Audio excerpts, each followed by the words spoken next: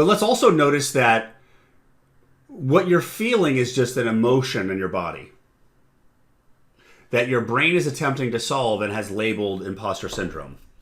And then as you try to solve it even more, and you may have said this before, or you may have just said it for the first time right now, is that when doing stuff like this, you have to exude a certain level of confidence. So basically, your body felt different as you were expanding beyond your comfort zone. You're moving into a new frequency of life. The energy of shifting because you're going from doing that to doing art where you're doing something different, right? So there's a shift there. And when that shift happened, you felt it in your body. You felt it started as a feeling. Then your brain added on a couple other things to it, right? And what actually happened is from that point of the feeling, your brain strengthened that with justifications and stories on why you felt that way, right? Because I feel like I have imposter syndrome, and when you're doing stuff like this, you have to exert a certain level of confidence. Well, to you, they may feel like facts. They're not facts. They're stories, right? Because they're not measurable by a third party. A story, a belief, a fact is measurable by a third party. These are not measurable by a third party. It's an opinion, right? So the reason why I'm explaining it this way is because I want you to understand this process. Because when you start to understand this process, you don't need me anymore for this problem.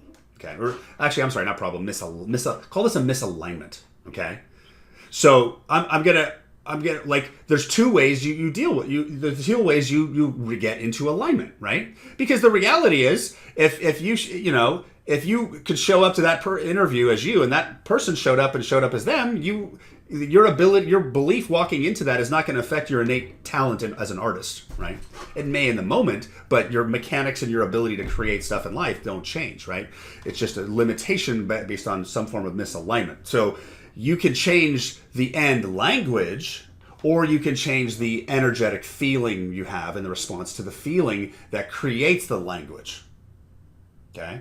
So let's do this again. So let's think about that person you have to call. And, you're about to pick up the phone and call them. And then think about that imposter syndrome. And then think about how much confidence you have going into this. Tell me how that feels right now. How does it feel? Good, bad, light, heavy?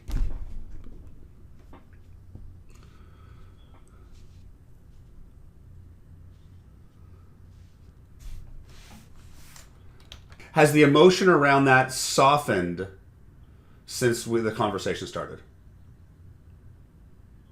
Okay, because what's actually happening right now is the perspective that I gave you over the past few minutes is starting to poke holes in those stories, right?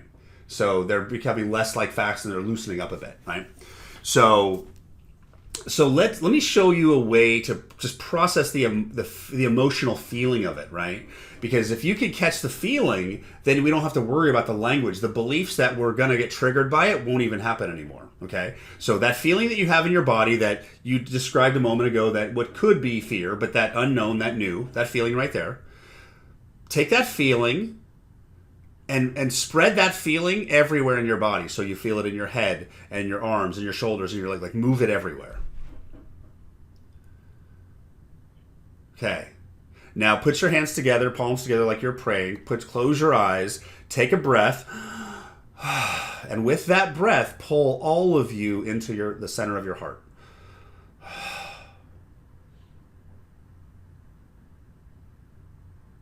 And with the next breath, open your heart wide open, whatever that looks like for you.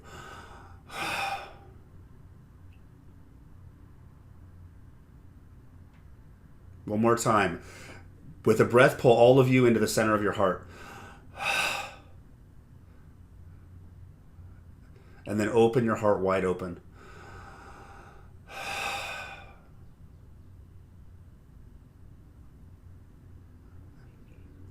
And one more time right after that. Pull all of you into your heart with a breath. Next breath, open your heart wide open.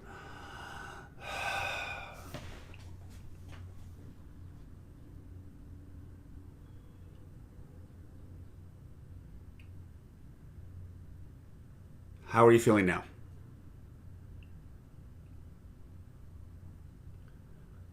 Okay. Now, that's okay. That's. I'll explain to you in a little bit what we just did.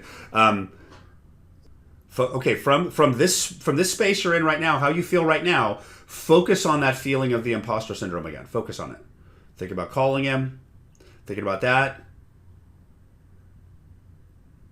Now, while you're still focusing on that visual of that photo shoot, just take a few breaths and see if you can breathe away that bad feeling completely.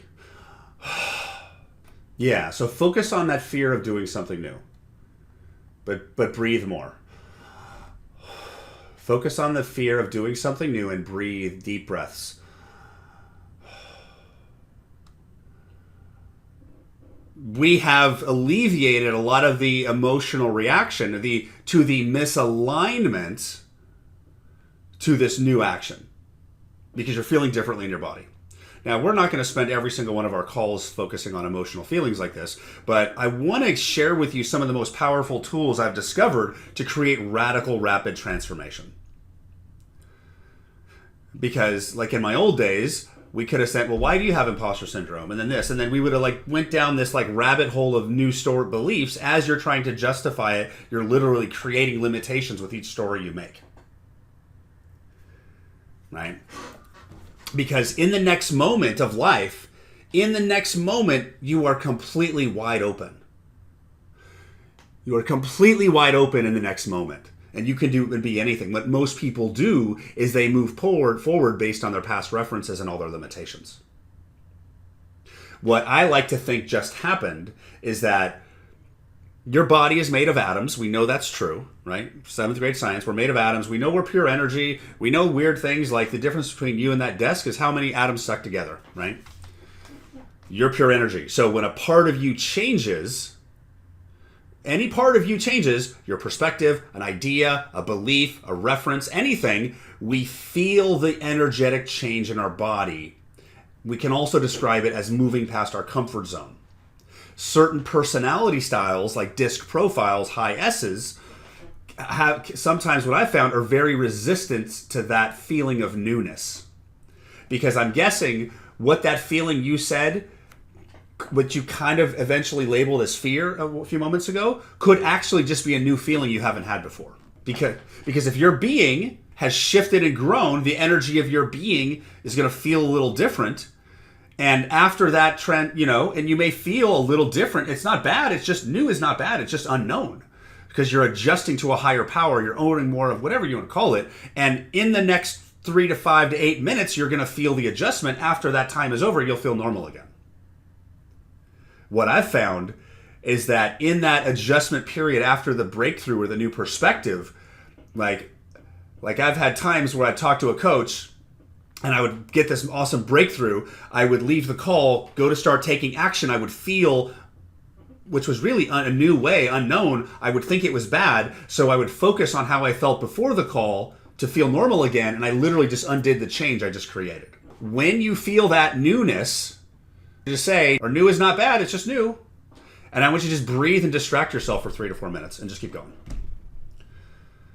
Because what we did right here is we shifted the emotional, energetic mindset alignment with expanding into this new service offering you haven't done before and triggering all the social conditioning in your past and everybody else about new entrepreneurs and all that other crap, which came up to you as a feeling of, if I haven't done this before, I'm not going to be confident. But really, it's just an energetic alignment. So we did the breathing exercise because when you do that, when you pull yourself into your heart, you get out of your head. And when you open your heart wide open, I don't know if you've ever done yoga or anything like that, but when you open your heart wide open, your ego shuts down and you get out of the animal, reptilian brain, fight or flight mode. And you see things more grounded and centered.